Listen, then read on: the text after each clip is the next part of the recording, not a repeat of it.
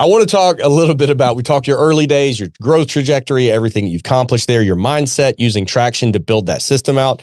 How did things change for you after you had your first liquidity event and you're looking at that curve and you're deciding, at this point in time, it's time to make a move?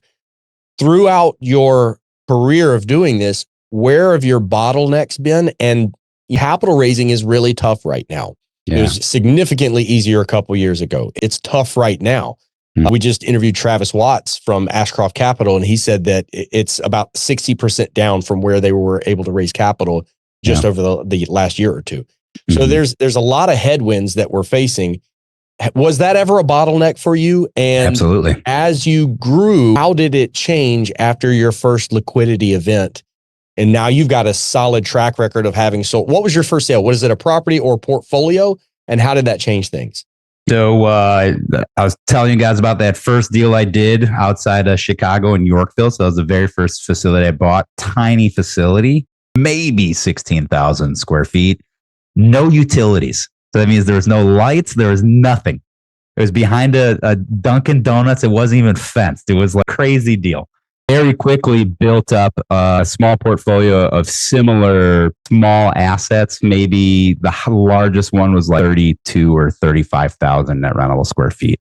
I wanted to build this portfolio up larger to get above that 300,000 net rentable square foot range, or even ideally 500,000 net rentable square feet to go out to market. But very quickly, I like to track macroeconomics in general. I think everyone that's in real estate should do that because it can give you some foresight into the future.